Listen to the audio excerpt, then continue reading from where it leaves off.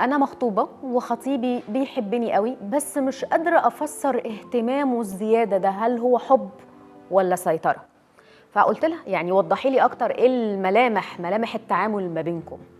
فبتقول لي يعني مثلا مؤخرا بدات الاحظ انه لما نكون خارجين قبل ما ارجع يقول لي يا ريت كل اللي حصل ما بيننا النهارده ما تحكيهوش لماما، ويزعل قوي لو انا حكيت اي تفاصيل لماما. لو قاعدين في البيت عندنا بالصدفه ماما جابت سيره حاجه حصلت ما بيننا او موقف حصل وانا كنت حكيته لها وهي اتكلمت على الموقف ده قدامه، يزعل جدا ويتقمص جدا ويقول لي انا مش منبه عليكي واقول لك ما تقوليش اي حاجه بتحصل ما بيننا لاي حد، لا ماما ولا اي حد. مش عايزني استعين بماما او باي حد من اخواتي وانا بنزل اشتري عفش بيتي او بجهز تجهيزات البيت، عايز انا وهو بس، لا حد من ناحيتي ولا حد من ناحيته. مش عايزني اخد راي اي حد من اصحابي يقولي لا احنا هنعمل كل حاجه بدماغنا احنا بدون استعانه براي اي حد. تقولي هو مش بخيل بس بيبقى عايز يعرف كل مليم معايا انا صرفته في ايه، يعني دي فلوسي انا، هو مش بيديني فلوسي انا الشخصيه، يبقى حابب يعرف انا بعمل بالفلوس دي ايه بالظبط بالمليم، كل يوم يسالني انتي بتصرفي ايه او صرفتي ايه. تقول لي يعني مثلا من ضمن الحاجات اللي بتضايقني قوي انه لازم اخد رايه في اي قرار يخصني في حياتي، حاجتي الشخصيه. يعني مثلا يزعل ويتقمص ويفضل مأنبني قوي لو مثلا فتحت لون شعري شويه من غير ما اقول له، او لو قصيت شعري قصرته شويه كالعاده يعني من غير ما اقول له، لو غيرت حاجه في ستايل لبسي يعني الطبيعي اللي انا معتاده عليه بس بدلت حاجه مكان حاجه، يزعل قوي ويتضايق. مره رحت غيرت حاجه ذهب عندي بحاجه تانية عجبتني، زعل قوي ان انا ما خدتش رايه، فابتديت احس انه عايز يتدخل في كل القرارات الشخصيه الخاصه بيا، مش مديني مساحه اخد قرار لوحدي، ويزعل ويتقمص وممكن يخاصمني يقعد بالايام ما يكلمنيش عشان ما اعملش كده تاني. الحقيقه انا ابتديت اتخنق، لكن هم في البيت عندي عمالين بيقولوا لي لا ده حب، هو كده مهتم بكل تفاصيلك وبيحبك، والكلام اللي بتقوليه ده كلام عادي. فانت ايه رايك؟ انت شايفه ان الكلام ده عادي ولا مش عادي؟ انا الحقيقه شايفه انه مش عادي. يعني انا شايفه انه في فتره الخطوبه احيانا ممكن نتغافل عن بعض التصرفات، لكن التصرفات دي بتظهر لنا كده جانب من جوانب شخصيه اللي قدامنا، سواء كان خطيب او خطيبه. واضح جدا قدام الناس ان هو شخص محب ومهتم، لكنه مركز تركيز غير عادي في التفاصيل، عايز يدخل في كل التفاصيل، عايز كل القرارات تبقى في ايده، وبالتالي دي سمة من سمات الشخصية المسيطرة اللي يمكن تكون حابة ان الامور كلها تبقى في ايديها، مفيش اي حاجة تحصل بعيد عنها. مش عايز اي حد يعرف اي حاجة عنه اطلاقا ولو حتى اهلك، وده غلط في فترة الخطوبة. سيدنا قال قبل كده يا جماعة انه البنت في فترة الخطوبة لازم تحكي كل حاجة لوالدتها، لازم. يمكن هو اللي يبتدي ينفصل عن اهله واحدة واحدة عشان يحس بالاستقلالية، لكن البنت ابدا ما تعمليش كده، لانه في حاجات كتير انت ما تعرفيش تفسريها او تقريها في شخصية اللي قدامك، لكن والدتك تقدر تعرف ده، او اهلك بشكل عام يقدروا يعرفوا ده. بتقولي ان هو مش بخيل بس عايز يعرف انت بتصرفي كل جنيه فين، ودي فلوسك لسه بتاعتك في فترة الخطوبة، فما بالك بقى هيحاسبك ازاي اما تبقى دي فلوسه هو، يعني الفلوس اللي بيديها لك تصرفيها بعد ما تتجوزوا. فواضح قوي انه الشخصية عندها سيطرة بشكل كبير جدا. انا معرفش بقى انت متقبلة انك تتعاملي بالشكل ده ولا لا، وانت بتقولي لي انا اتخنقت، فاعتقد كلمه انا اتخنقت دي مش محتاجه ان يكون في كلام تاني بعديها، طالما حسيتي انك مخنوقه فالاحساس اللي حسيتيه في الخطوبه هو اللي هتحسي اضعافه بعد الجواز. مشاعر السيطره والتسلط المغلفه بكلام لطيف يا جماعه مش حب، واللي بيحصل في الخطوبه بيحصل اضعافه بعد الجواز، ولكن مطلق الحريه. من الطبيعي جدا والمنطقي جدا، وخلينا نكون متفقين انه مش كل الناس هتجمع على شخص، يعني ممكن الشخص ده تلاقي ناس بتحبه ناس لا، ناس بتشكر فيه ناس لا، ده الطبيعي. لكن اللي مش طبيعي ابدا انه لما كل الناس تجمع على انه هذا الشخص مستهتر ومش مناسب واخلاقه مش كويسة، كل الناس تقول كده وانت اللي تشوفي عكس كده، انت اللي تشوفيه انسان كويس. على فكرة دي القاعدة. أحيانا ممكن يكون في بعض الحاجات الشاذة عن القاعدة، ممكن حالة أو اتنين، لكن في المجمل لما كل الناس بتبقى شايفة أن الشخص ده مش كويس وانت بس اللي صح وفاهمة الدنيا صح وانت اللي شايفاه كويس، غالبا ما بيكون تفكيرك هو اللي غلط. أحكي لكم النهاردة عن قصة شابة بعتت لي رسالة. هي عندها 32 سنة، متجوزة تقريبا من 6 شهور أو من 8 شهور حاجة يعني كده، متجوزة قريب يعني. بعتلي رسالة كلها حسرة وندم وتعب ووجع، ومعاهم صور. الصور دي للإصابات اللي هي متصاباها نتيجة الضرب، بتتضرب تقريبا بشكل شبه يومي. بعتلي صور فيها كدمات، فيها جروح، يعني صور صعبة قوي لدرجة ان انا زعلت ان هي بعت الحاجات بالشكل ده، قلبي وجعني. فبتقولي انا بتضرب تقريبا بشكل شبه يومي من زوجي. هو بعد الجواز اكتشفت ان هو بيدمن المخدرات، وفي مرحله متاخره مش في البدايه يعني، واخد ذهبي وباعه، وكنا قاعدين في شقه ايجار، اتكسر عليه ايجار اكتر من شهر، فاضطرينا ان احنا نسيبها، وغصب عني رحت عشت عند اهله، واهله بيعاملوني بطريقه وحشه جدا، يعني معاملتهم شبه معاملته ليا بالظبط. وده كله حصل في كام شهر. وطبعا انا مش معرفه اهلي اي حاجه. ليه؟ لأنها اتجوزت رغم عدم موافقة أهلها. بتقولي العريس ده أو زوجها الحالي ده لما جه يخطبها، أهلها ما كانوش موافقين على الإطلاق، كانوا شايفينه شخص مستهتر ومش قد المسؤولية ومش بتاع جواز، وإنه هو وعيلته مش مناسبين ليهم ولا لمستواهم، ولا هيقدر يعيشها يعني عيشة كويسة. كل الوعود اللي بيقولها ما بينفذهاش، كل الكلام اللي بيقوله بيكذب فيه، كذب حتى في نوع المؤهل الدراسي بتاعه، قال حاجة وطلع حاجة تانية. قال ان انا بشتغل في مكان معين وبعدين اكتشفوا انه مكان تاني خالص وشغلانه تانيه خالص غير اللي قالها. ومع ذلك هي وقفت قدامهم وقالت لهم لا انا هتجوزه. فطبعا اهلها قطعوها. بتقولي اصحابي قالوا لي بدل المره 1000 مره ان الشخص ده مش مناسب ليكي وانه ما ينفعكيش وانتي عايزاه على ايه. تقول لهم لا انا عايزه اتجوزه، انا شايفه ان انا هقدر اصلحه، او بمصطلح الدارج اليومين دول I can fix him، يعني زي ما شباب السوشيال ميديا بيقولوا، وانا هعرف اصلحه وحياتنا هتبقى احسن، وانا هقدر اقاوم سلوكه، وانا لما ابقى معاه هقدر ان انا اتحكم في تصرفاته وهكذا. بتقولي حتى الكهنه اللي عندنا في الكنيسة أكتر من كاهن حذروني منه وقالوا لي يا بنتي أنتي مش هينفع تعيشي مع الشخص ده لأنه مستهتر جدا وبتاع مشاكل وعيلته بتعمل مشاكل كتير، بلاش منه.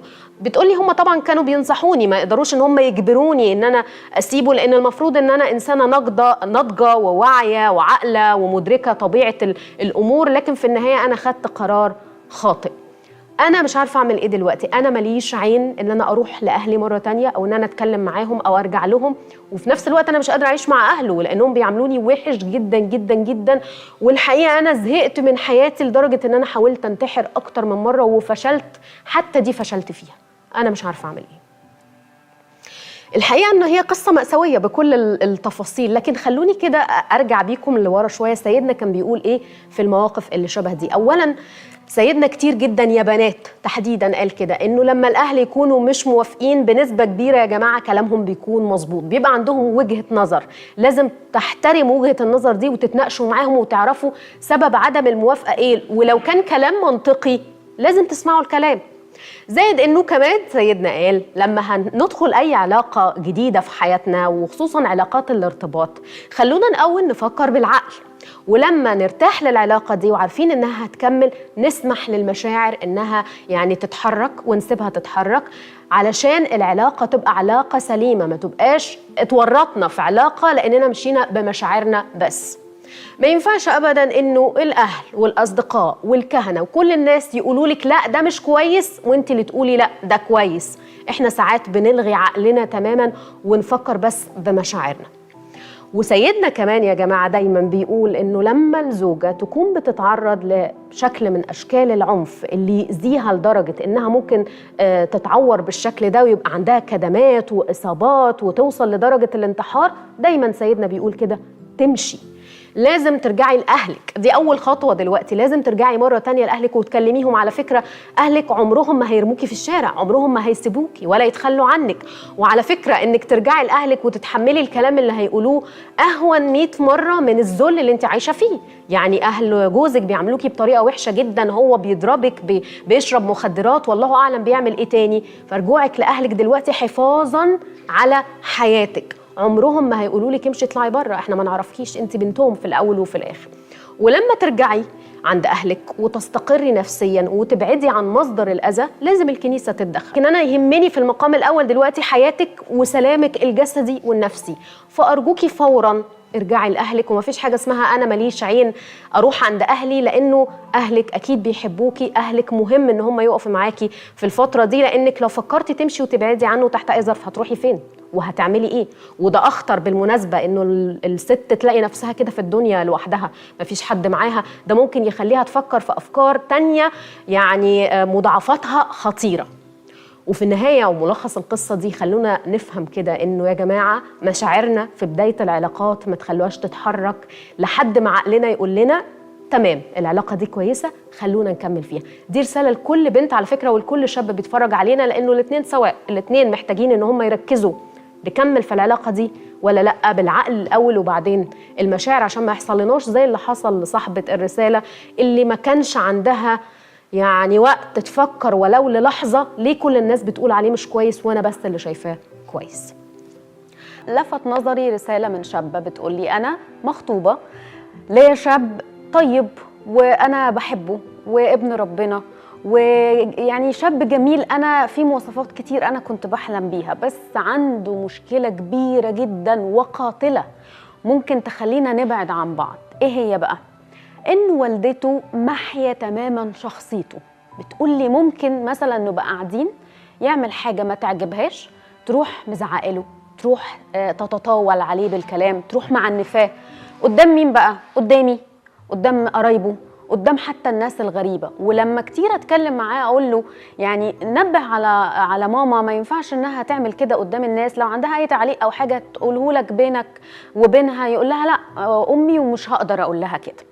مش بس كده، لكن كمان كل التفاصيل اللي بتحصل ما بيني وما بينه بيروح يحكيها لها، لدرجة انه اوقات كتير بتبقى عارفة حاجات انا حتى قايله له خليها ما بيننا لحد ما ناخد فيها قرار، الاقي طنط عرفتها. ومش بس كده، لما احنا الاتنين نختلف مع بعض يكلم طنط حتى لو هي مش معانا، يكلمها في التليفون يخليها تحكم ما بيني وما بينه. وبالطبع يعني اكتر من 95% من المواقف هي بتقف في الصف وهو ضدي انا. تقولي انا مش عايزه اخسره وبحبه وعندي امل انه يتغير. هل انت شايفه انه فعلا مع الوقت ومع انه يبعد عنها ويبقى ليه شخصيه مستقله وبيت مستقل ممكن يبقى ليه قرار من دماغه ويبعد عن التعلق الزايد ده بامه؟ دي المشكله اللي هي بعتتها.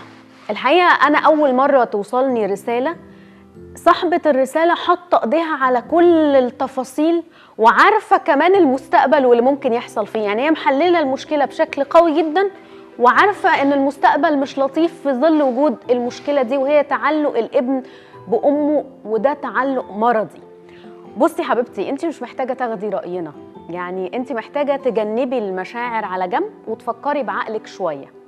انت بتقولي او من واقع اللي انت بتحكيه ده انه في طرف ثالث في العلاقة مستحيل يبعد، صعب قوي انه يبعد، وهو حتى الخطيب ده مش بيفكر انه يبعد امه عن قراراته او عن حياته المستقبليه. فهتقبليه هو ووالدته باكج كده على بعضها، يا اما هتسيبيهم هما الاثنين.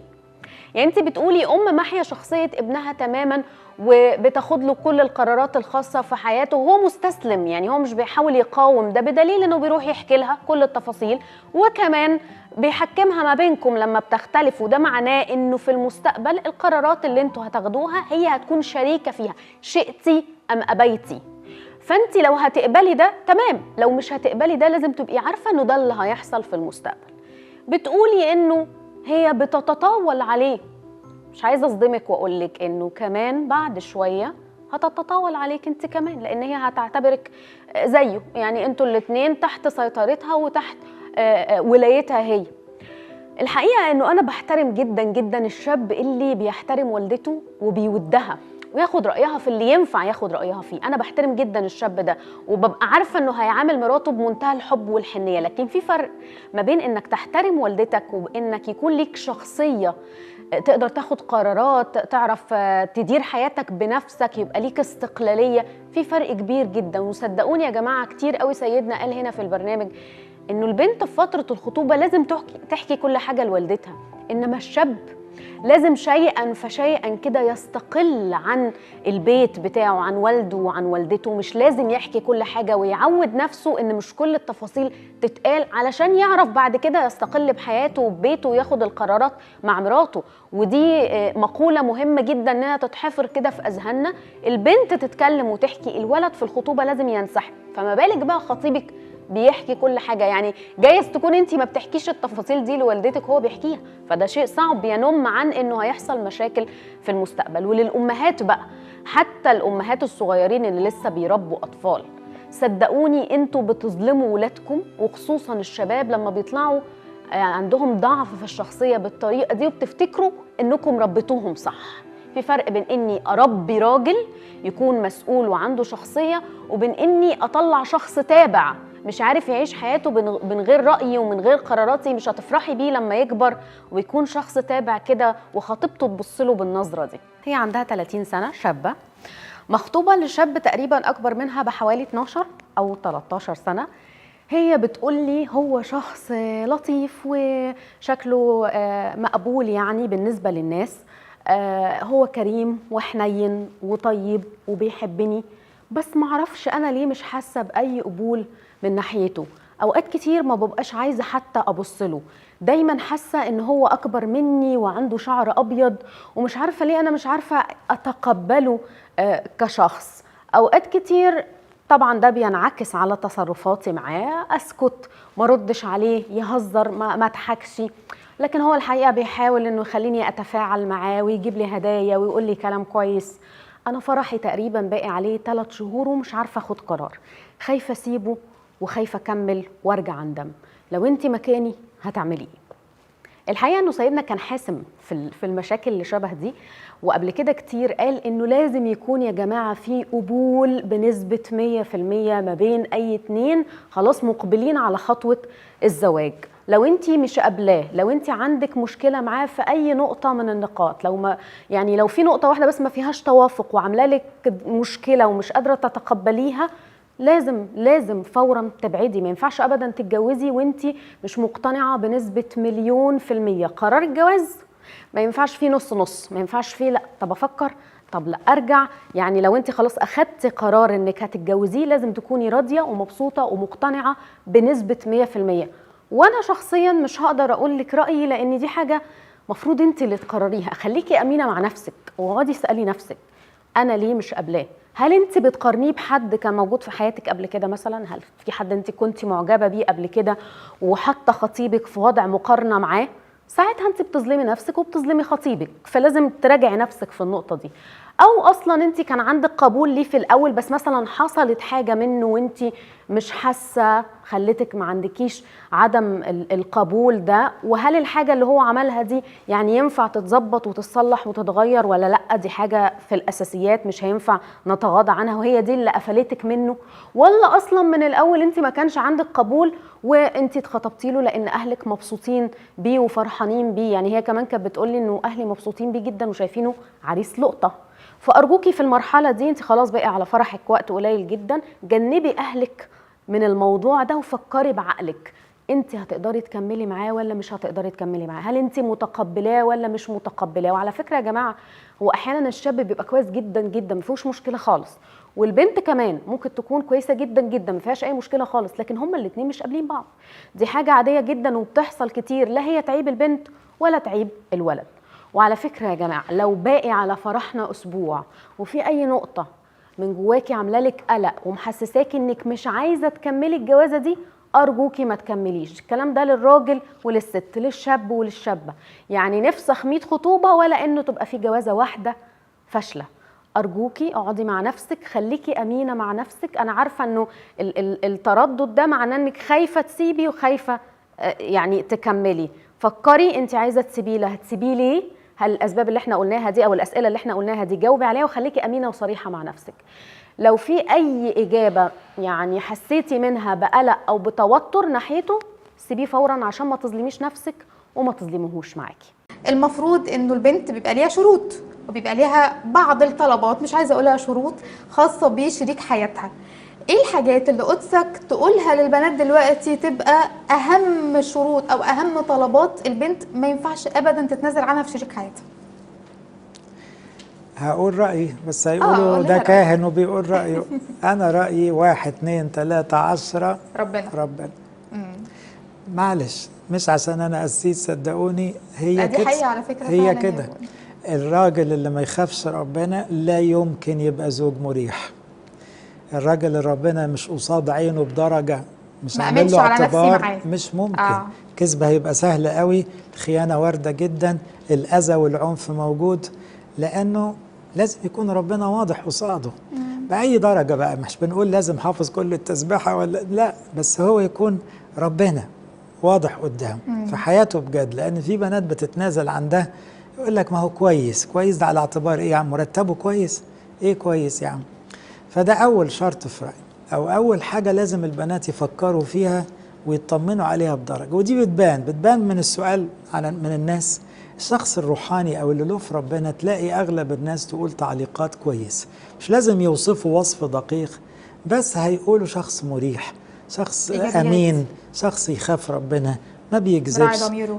الكلام ده بيدي انطباعات مريحة كده. هو أكيد في عيوب، ما حدش ما فيهوش عيوب طبعا. بس الحتة دي كده أمنت 80% من العلاقة. الشرط الثاني إنه ما يكونش متكبر أو طالع فيها أو أقل منها كتير. يعني إيه؟ أي فرق كبير يهدد الاستقرار. لو هي في درجة علمية معينة وهو عالي قوي مش هيحترمها، ولو أقل منها كتير مش هيحترمها أو هيعذبها. يعني التوافق الثقافي والعلمي والشهادة، وبرضو الأسرة، المستويات. لما تكون أسرة مرتاحة قوي وأسرة مكافحة بزيادة قوي، ساعات الشيطان يلعب بيهم. فهنا تراعي ان ما يكونش في فرق ضخم. بتفرق من البنت للولد يكون، يعني لو البنت هي اللي اعلى من الولد، صدقيني هي تفرق في الدماغ. يعني الشخصية السوية طالما الفرق مش كبير تعدي، حتى بنت او ولد. يعني شفنا بنت اعلى شوية من جوزها كبداية، كان بتحترمه قوي لانه مكافح وناجح وشخصية حلوة، مركب ماشية حلوة قوي. شفنا ولد اعلى او اقل شويه من مراته، بس بيحبها ومقدرها قوي، بيحترم اهلها قوي، الدنيا ماشيه جميله قوي. لكن لو فرق كبير بيعمل مشكله، لازم هيعمل مشكله. فرق العمر يا منى، فرق العمر يعني اظن كلكم انتوا ياما قلتوا الحاجات دي في البرنامج، انه يفضل الراجل اكبر سنه او على الاقل قد بس مش اصغر من مراته، ويفضل ان فرق السنين ما يعديش ال10 سنين يفضل. طبعا كمان لاحظنا انه ما يكونوا صغيرين بلاش الفرق كبير قوي. يعني مثلا يتجوزوا في العشرينات، نقول مثلا 23 و28، في الثلاثينات لو خدناه 31 و40 تمشي. لكن يعني اقصد ايه، ساعات الفجوه تختلف في مرحله عمريه معينه بالظبط. طب الشخص بقى البخيل، الشخص اللي سمعت عنه ان هو مثلا كان ليه علاقات، الشخص اللي هي دي نقط حساسه جدا، وانا بستغرب ان البنات متفائلات زياده. مش عاوز اقول رجاء، لا ده مش رجاء، بيبقى عندهم عشم كده او وهم، يعني انه بكره انا هغير، وغالبا بيتغير للأسوأ. انا هخليه يبطل سجاير، كل ده مفيش حاجه بتحصل. للاسف دي حته يعني واضحه، ان البنت بتبقى نفسها تتجوز احيانا او عاوزه تستقر، يعني فتقدم تنازلات وتغمض عينيها زياده. هي مطلوب تغمض عينيها في الجواز، بس ما تغمضش عينيها في الخطوبه طبعا او قبل الخطوبه. بمعنى طبعا العريس فيه عيوب، لكن العيوب الميجر لازم بسرعه نفكر فيها كويس. تمام. لو البخل واضح قوي، لو الشك واضح قوي، لو العنف واضح قوي، الحاجات دي ما تعديش. ولو في علاقات لغايه قريب، لا ده كلام ما يعديش، لأن كل ده محتاج توبة جذرية لغاية ما أتأكد إن الشخص العيب الميجر ده راح منه. حلو.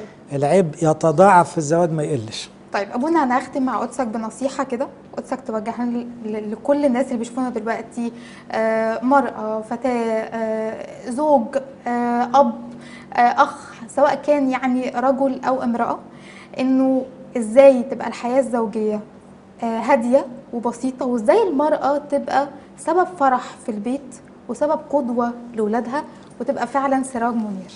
ده موضوع طويل. انما بصي اقول لكل الرجاله اللي سامعين ده، لو في رجاله يعني متابعين، تدريب واحد: اشكروا على بناتكم وعلى زوجاتكم، اشكروا ربنا. الله. لانه الشكر بيخلي الواحد قادر يشوف في مراته احسن ما فيها، وقادر يشوفها هديه من ربنا، ما يركزش في عيوبها.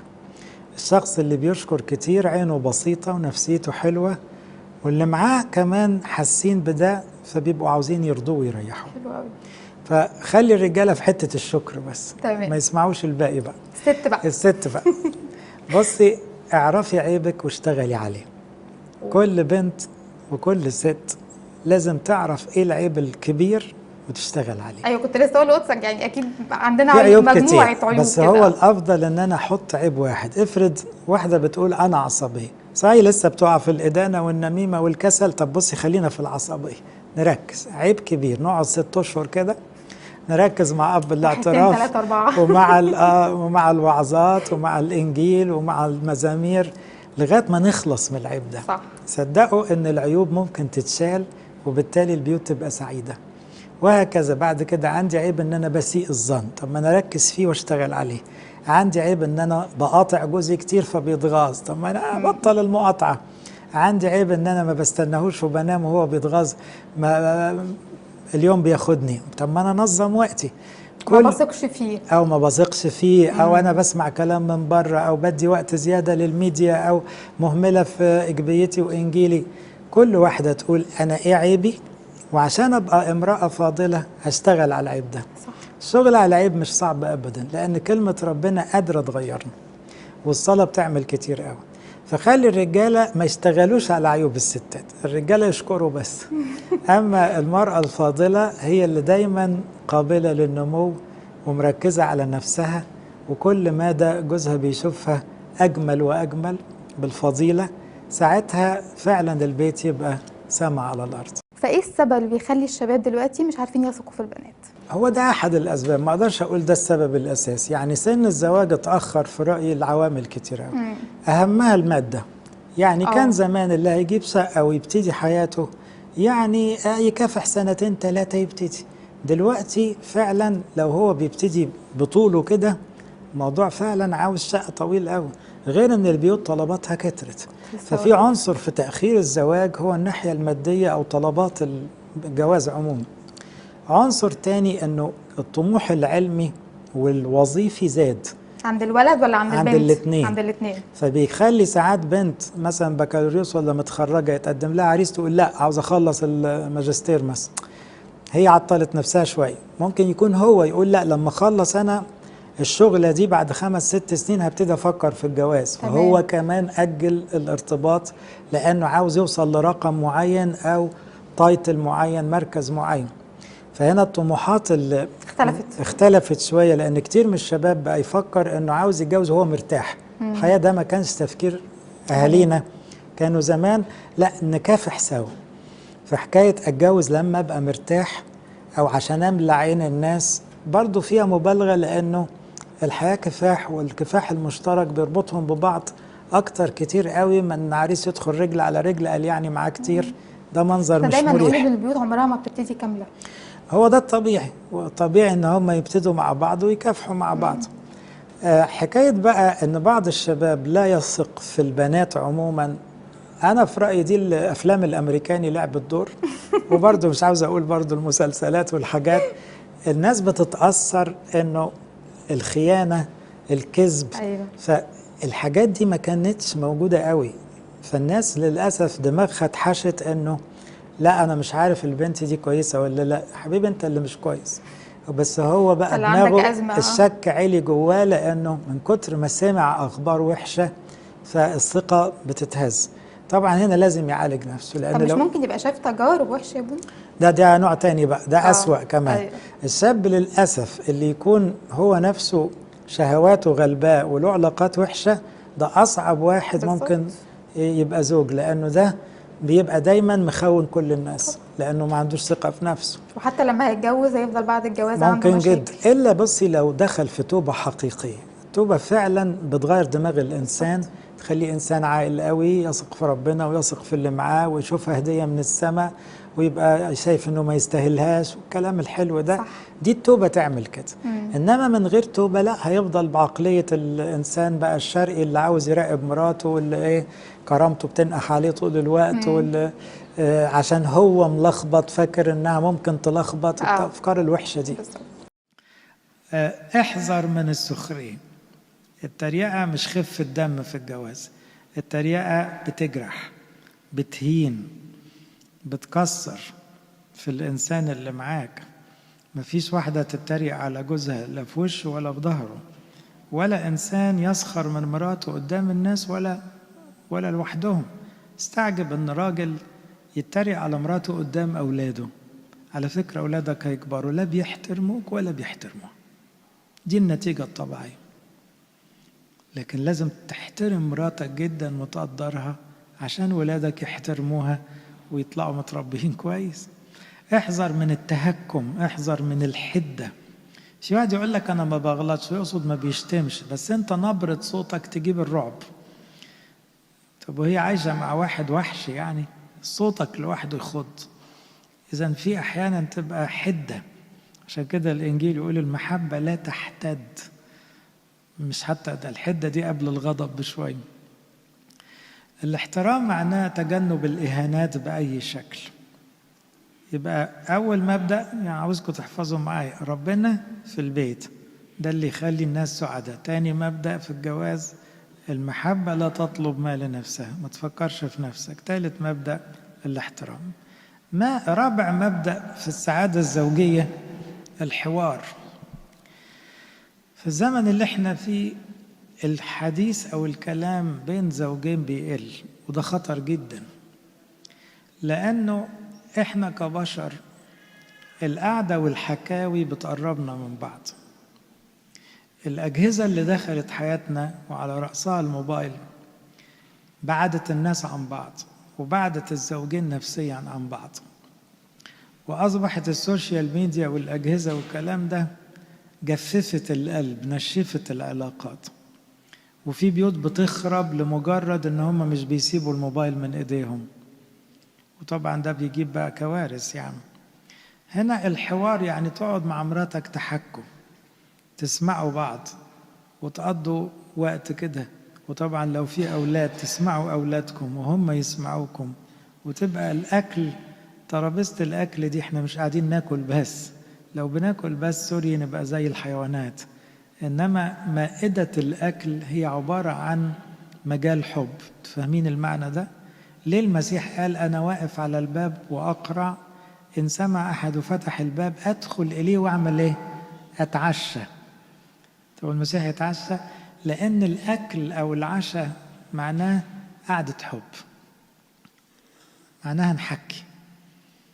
يبقى ده الطبيعي في العلاقات الإنسانية، لما نقعد نحكي مع بعض، نشوف بعض، نسمع بعض، وده يخلينا قريبين لبعض وما يعرفش الشيطان يخترق العلاقات.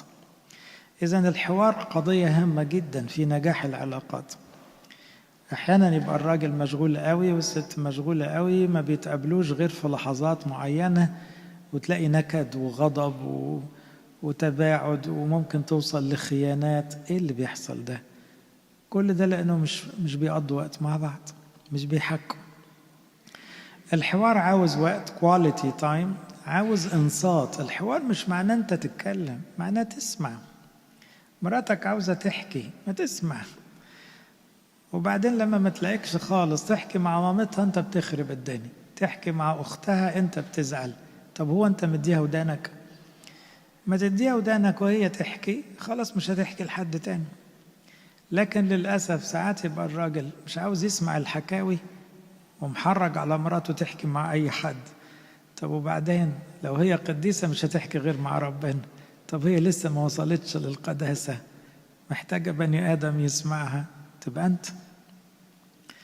يمكن آدم كان مشغول في حواء، ما لقيتش غير الحية تحكي معاها، كانت المصيبة إنه مشيت ورا الحية. طب وأنت عاوز الحية تلعب بدماغ مراتك، ما تخليك جنبها وتحكي معاها. فاللي فاهم الزواج على انه علاقة حب مسيحي، وعلاقة حب مسيحي معناها كلمتين لازقين في بعض: تعب، جهاد، ألم، ومعاها فرح وسلام وبهجة. فاللي داخل على الزواج مش ناوي يتعب روحه، بصراحة يعني المشروع ده خسران، هياخد مقلب. لو كل زوج فاكر انه هيتجوز عشان مراته تريحه وهو مش ناوي يتعب معاها، يبقى مش فاهم الزواج صح. هو ده بقى الخيال بقى، يمكن اللي قصد ابونا بولس. لا، واقعيا انت كزوج عشان تعيش سعيد مع مراتك لازم تستحملها. هيجي لها وقت تبقى مكتئبة، هيجي لها وقت هتبقى عنيدة شوية، هيجي لها وقت هتبقى ضعيفة روحيا فمتذمرة مش راضية عن حياتها. هتقلب عليها وهتبقى عاوز تقعد باشا وتخدمك وخلاص. طب ما المحبة تحتمل، الاحتمال مؤلم بس هو ده اللي يسعدك، لأن ده يعود عليك بزوجة مريحة خاضعة مقدرة تعبك مقدرة احتمالك، في عشرة قوية بينكم يخلي الزواج متين. لكن لو أنت متصور أن مراتك اللي خدتها من الكنيسة هتبقى دايما مثالية، تبقى خيال. ما هي إنسانة، أنت بتضعف وهي بتضعف. نفس الكلام لو أنت داخلة على الجواز متخيلة أن جوزك ده الخادم الجميل المحبوب، أنه عمره ما هيتعصب وعمره ما هيقول لك لا على طلب، تبقى خيالية. أنت داخلة على زواج يعني في تعب، هتضحي وهتحتملي عشان تتأقلمي مع شخص جديد عليكي، ما كانش أخوكي ما كانش أبوكي، وهتكتشفي في طباع ومش كل الطباع هتعجبك بس هتحبيه، يعني هتحتمليه وهتصبري عليه وهتتفهمي معاه وهتعذري وهتسامحي. إذا الموضوع مليان تعب، لكن التعب لذيذ، التعب حلو، تعب مفرح، تعب مبهج. هي دي المسيحية بقى. المسيحية دايما مرتبطة بمفهوم الصليب، التعب اللي بيطلع عن طيب خاطر. ربنا محدش أجبره يتصلب، ربنا اختار يتصلب، اختار التعب عشان بيحبنا وهو سر فرحنا الأبدي. انت بتختار تتعب عشان مراتك تسعدها وتسعدك، فهتعيش سعيد لأنك مستعد للتعب، مش داخل على الجواز عشان تريح دماغك يعني تريح نفسك وجسدك. لا، موضوع أكبر من كده كتير، وإلا تبقى مش فاهم الجواز صح.